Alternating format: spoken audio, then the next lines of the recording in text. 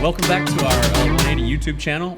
We are starting on a new topic called sex and dating. It's on the little deal back there if you can see it. But I'm excited. We got our friends, my handsome friend Omar and my beautiful friend Jasmine. They are a married couple, and we're excited to have them talking about this topic. They have an amazing testimony, and I have a few questions for them at the end, but we're just going to jump into their testimony and let them talk. So, all right, go ahead. All right. So, me and Jazz have been together for about 5 years, almost, in a couple of days actually. Mm-hmm. We've been together. We've been married almost 2 years. We'll go into detail about that, but there's 2 wedding dates. So we started dating the end of freshman summer before sophomore year.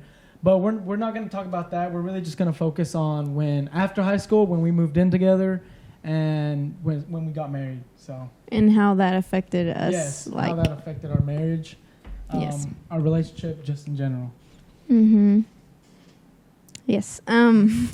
So we moved in together right after we graduated, and at this point, I thought that we were going to be married or engaged, about to be married, but that did not happen, and he wants to explain why that didn't happen. Yes. So I wanted to explain because honestly, I was scared to ask her parents.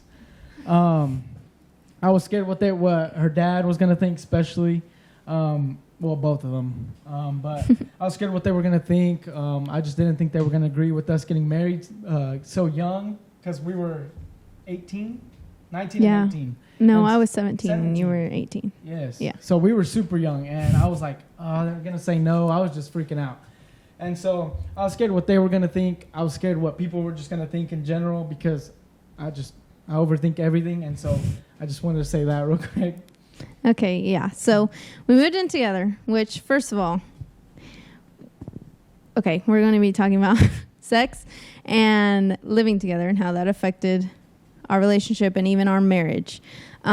So we had already started having sex when we were very young into our relationship, which wasn't the plan, obviously, but it ended up happening. But we're not going to be talking about our whole dating thing. But at this point in our lives, we were changed. We both had relationships with God. We wanted to live the way that He called us to live. We didn't want any part in that. So we had been doing good for a while because we weren't living together, obviously, and it was just easier not to, we were always working, and then we had school, and so it was not really, it's always an issue with temptation in that part of dating, but it wasn't as intense as it was when we moved in together. So we just didn't want to do that. But when living together, you're together all the time, except when he was working. I wasn't working at the time, so I was home all the time. And it's definitely harder to avoid everything. And so when it came down to it, when things escalated, I had to be the one that had to stop things. Not that it was only him, but it's just as a girl, girl, you just have more willpower to stop things like that. But anyways, most of the time. Yeah, it got to the point where we literally had to avoid pretty much any physical contact because it would just escalate. It starts with something little and then, whatever. And so that's what would happen. So I always had to be the one to kind of literally avoid everything pretty much. Yeah. So we were living together. I don't know if we were going to say this, but we were living together for about 3 months before we got married. And so at the beginning, it was like, okay, we're not going to have sex, right? We're going to stay pure. Like, we were both like straight on it. And so, which we had been before we moved in together, but now it was a like bigger thing. 100 times harder because nobody was there to watch us. Nobody was like hovering over us. We didn't have to keep the door open for our parents, like none of that stuff. And so for 3 months, we did that. And it didn't get difficult it was difficult from the beginning, but it got really bad right before we got married. Like she said, we literally, like, if we, like, even kissed, or, like, we couldn't kiss because it would just lead to that. And then it would end up, her not wanting to kiss me or anything made me feel like, oh, man, she doesn't want me anymore, and it led to me thinking she doesn't love me, she's not attracted to me, and so that's how I felt for like 3 months. It was that way. Yeah, and I never wanted him to feel that way, but it was just easier to not do anything at all than it was to get up to that point and then have to stop. You know what I mean? Yeah. And so the way that I felt then after time went on was that it was a constant struggle, like an everyday thing, and that's all he wanted, and which wasn't the case, but you know, it was just very hard, and there was not really very much communication about it either, I guess, which also affected it, but it was just not good for either of us separately or our relationship together. Yeah. So, yes, I'm telling you, for 3 months, like, just, it made us, like, so, like... Disconnected, yeah. And it just made, like, I can't even explain it to you guys. Like, I don't know. Yeah, we had struggled before. We had been together for years before we got to this point, but I don't know what living together does about it, but it's just way harder, and it just took a toll on us completely. Not just, it was good that we weren't having sex. It was good, and we were proud of ourselves, or I was proud of myself, but ultimately it affected us all the way into our marriage, even because even after we got married, you know, it's right in God's eyes. That's what he created it for, was marriage. And we couldn't even take part in that because we were still struggling, still trying to heal from everything. I know I put a lot of shame and guilt on myself for, like, I just couldn't let it go because I felt so, like, defeated that I had let that part of me go. You know what I mean? And so I just felt, like, dirty and like it shouldn't be done, even though we were already married and it was okay. So it just, not only did it affect us dating, it affected our marriage for a long time too. And it's just way, way worse when you move in together. Like, I know people, I don't know, but I just never thought that moving in together would affect us that much. Yeah. And if we hadn't moved in together, it probably wouldn't have been as big of a deal as it was for us. And it sucked. But that's why we wanted to talk about this specific part, because it's what affected us the most. And I wish I could have heard somebody's testimony when I was younger, 15 years old, 14 years old, because then maybe things would have been different, you know? And so that's why I wanted to talk about this, even though it's uncomfortable, and I know my family's going to see this. Sorry, but Misty and Rigo and Randy. Mom, but I'm sorry. oh my gosh. But it was just, I think the hardest part was forgiving myself and moving on and accepting God's forgiveness and love. But I'm just glad that he has grace for us and that he didn't leave us because of that, because it was a big deal for us. Like she said, it was bad when we were living together, and then we got married. And then we thought, well, we're going to get married now. Like, sex is going to be okay, but it was not that way. Like she said, she was like, easy. Yeah, it was not easy. Like, it was hard for us to have sex at the beginning. And that's, like she said, that's why we wanted to talk about this, was because you think like, oh, well, we can move in together, or we can have sex and then, or stop and not do it. But then when you get married and you don't do it for 3 months, but you're pushing away from each other, it gets really bad. And so we got married and we were like, okay, we can do it now. But it didn't happen. Like I said, I felt like she didn't want to, and she couldn't, because she was constantly pushing me away. And so like I was used to that. Yeah, I was used to doing that. So it was just kind of like habit or instinct. And then it felt uncomfortable. Yeah. From an outsider's perspective, you can totally, as you talk about it, you can see why it's a struggle. Like the way God sets things up. And then when we choose to live outside of the way God sets things up, it's just naturally a struggle. Mm-hmm. You know what I mean? Yeah. Because that's not how God intended it. You know what I mean? Yeah, and like she said, I wish I would have heard this. Like, I definitely would have asked her mom and dad before. But I just think that it's very important not to have sex before marriage. You can't move in. Like you can say you're strong enough and we'll be okay, but you just can't move in together, because the enemy is gonna, like, the enemy already attacks you when you're not living together. The enemy is like, if you can't just like say, oh well, we can do this, this, and this, but we won't have sex. Like, that just can't happen, because later on it will affect your marriage and it will get worse. Whether you do it or not. Yeah, whether you do it or not, because just like how we said how we felt when we first got married, Mm-hmm. and so yeah. Yep. That's all. I totally, I can just, I've heard you talk about it before, but never in that way. And you can totally see, you know, how God sets things up, and when we step outside of that, why it's a struggle. For somebody who's not trying to live for God, you know, they're like watching this maybe and be like, well, what's the big deal? You know, we do our thing, we do whatever. But when you're trying to live for God and you're trying to do things right, and you want to have an impact, not only in your spouse's life, but you want to have an impact in ministry. You want to be able to speak into other people. You know, when you step outside of God's will, that impacts everything else. It's like a trickle down. It just impacts everything else. And as you talk about it, I can totally see why it's a struggle. God created Omar as a guy to have certain needs, and Jasmine as a woman to have certain needs.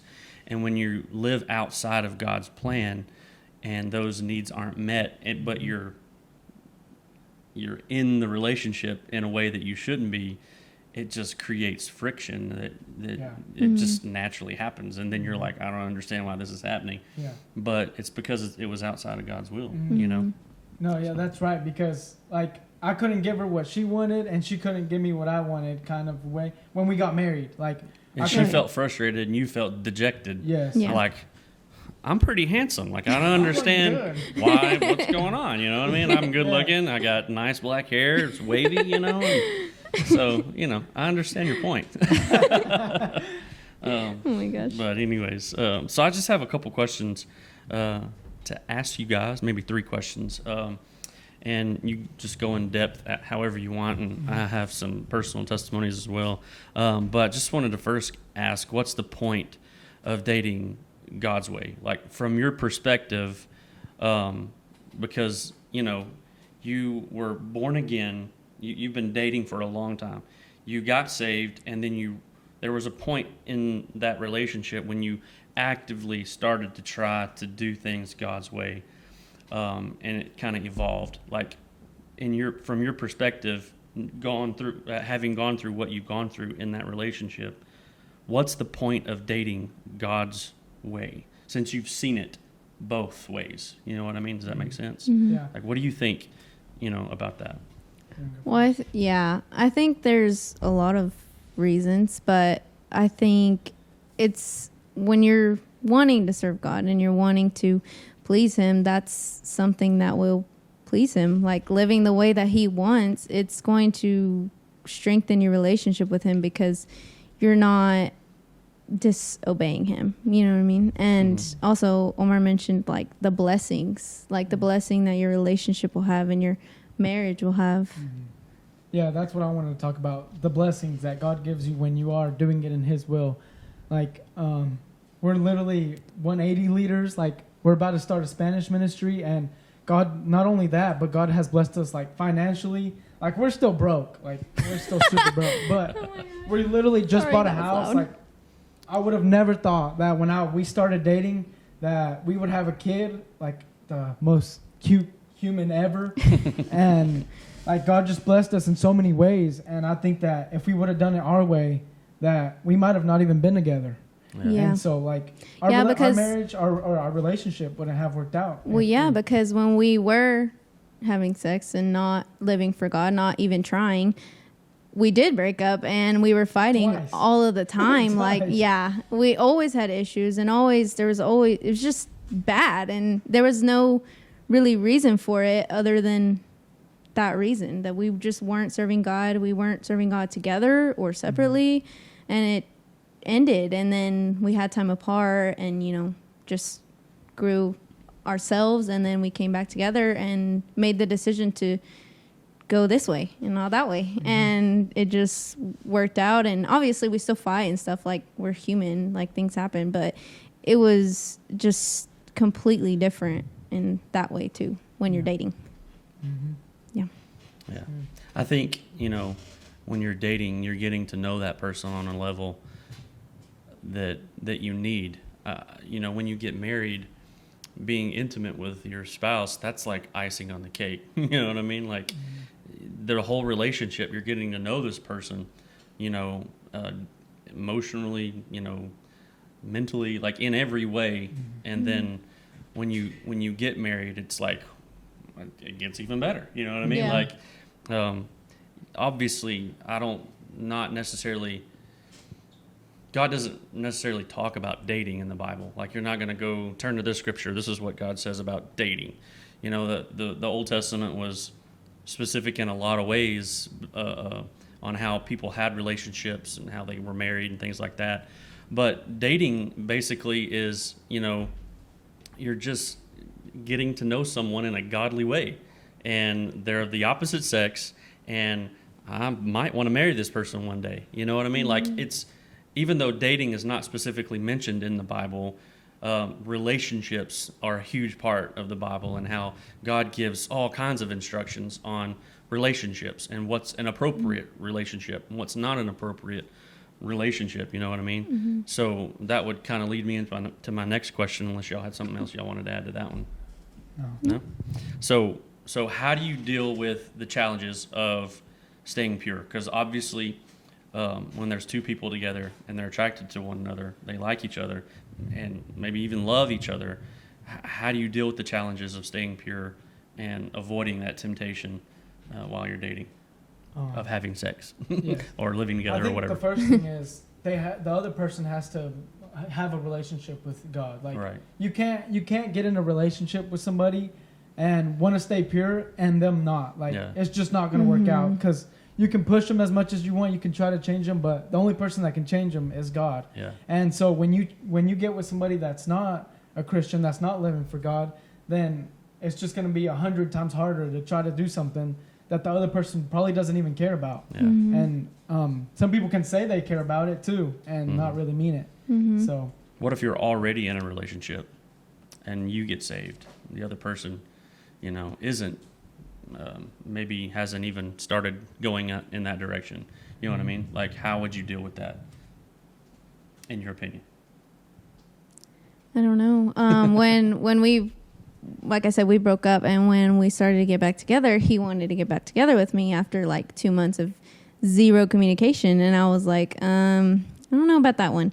And I had just learned how to love myself, how to follow God. Like I was still learning what to do, you know, to be right. And he was not. I don't know if you want to mention all that, but he was just not in that place. And so ultimately I just told him, like, we cannot be together if you're not, like, it's just, I don't know. That was me personally. Like I knew that it was going to affect me.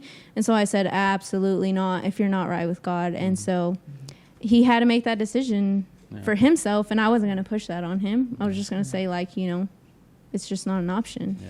But I like that answer. You know, and it's not a rejection. It's not, hey, I don't like you or I don't love you anymore. It's just like, look, this is where I am, and this is I'm following Christ. This is super important to me.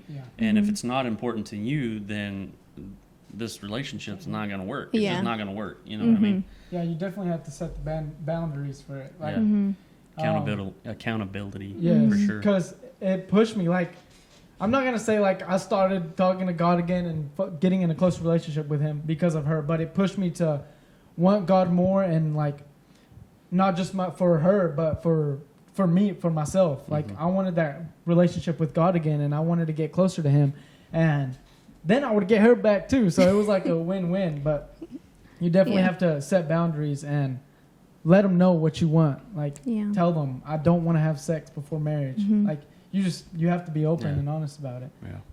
I agree. Yep. So last question, when you're starting a new dating relationship, let's say you're both saved now, and you're starting a new relationship. In your opinion, what do you think? How do you approach the topic of your past relationships or your sexual history? Whether, you know, that can go a lot of different directions, whether it's consensual or abuse. Some people have had trauma, you know what I mean? And that, whether you like it or not, that affects, you know, your relationship in some way, you know what I mean? how do you think you would approach that, or could approach that, or should? So in the very beginning, like I said, we were very young, and I had kind of told him most of my past, but not all of it. Honestly, I didn't even tell him until we were about to get married. And that was a mistake that I made, because I think that you have to be open and honest with them completely if you are planning on getting married. Like, if you love that person, you're to the point where you're going to get married and it's a topic now, you just have to be completely open and honest, because I told him part of it, but not all of it. And then that affected me constantly. And whether you think it does or not, it affects both of you, like in one way or another. And when I finally opened up to him about everything in my past, it was like a weight off my chest, because it was a lot.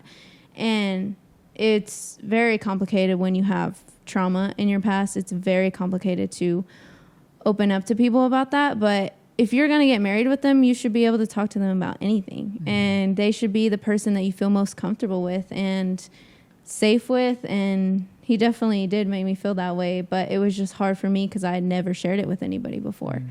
But that was where that freedom started, was sharing it with him, because that was just where it started. And now I can just share it with anybody, because I'm like, well, it's just so freeing, and it's other people need to hear it too. And so, but in a relationship, you just need to be open and honest completely, because if you're hiding something, or even if you just don't feel like if it's trauma, like I said, it's hard to talk about, but they should make you feel safe enough and loved enough to share that with them, and you need to.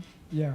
So, like she said, it was like maybe a month, maybe, I don't know. It was close to when we got married, and it definitely it changed how she was too. It was just weight off her shoulders, and she was more open with me about everything. And it just it made us grow closer in our marriage too. And so, but yeah, it can definitely be hard to talk about past relationships, past her trauma, whatever it is.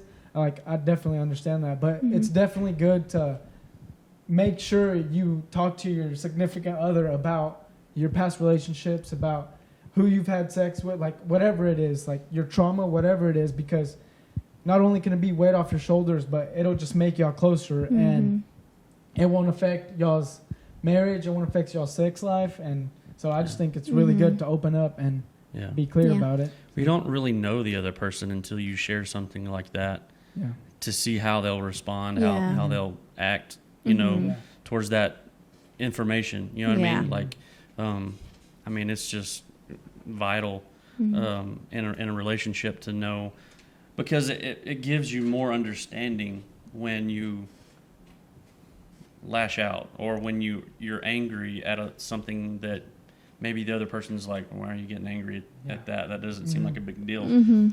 Whereas if they would have known your past or known what you've been through, they'll be like, oh, okay, I understand. And then have grace and have compassion for you in that moment. You know what I mean? And so, things happened to me when I was young that I never told anybody about, nobody. I didn't even tell my wife until, we'd been married for years, that stuff that had happened to me. And, it just all makes sense. You're like, oh, that's why you're the way you are. You know what I mean? Yeah, not exactly. in a bad way, but just sure. just your compassion level goes to another level when you understand where your partner's coming from. You know what I mean? And I think it's absolutely important to share. We always tell people, if I talk to somebody one-on-one, or if she talks to somebody, my wife talks to somebody one-on-one, we always say, look, we don't have any secrets from each other. We won't tell anybody else. We're going to counsel. We'll listen, but I don't hide anything from her. She doesn't hide anything from me. And that's just not a part of sex or anything. I mean, in a dating relationship, that goes in all directions. Honesty with the person that you're dating, or that you look like, I'm going to marry this person. 100% honesty in every area of your life is absolutely vital.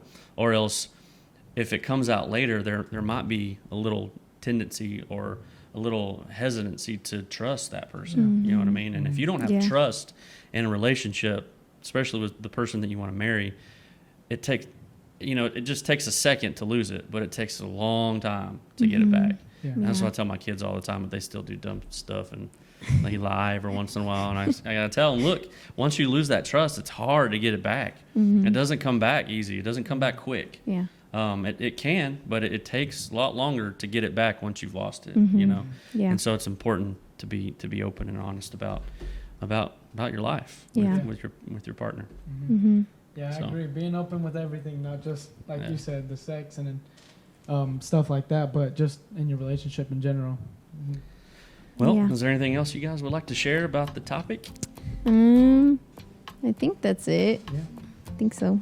All right. Yeah. Well, I'm glad you joined us for our episode 4 of Dating and Sex. So I don't know why I said it that way, but we're going to roll with it. Sex. But make sure you stay tuned right after this video for our, what's it called? After show.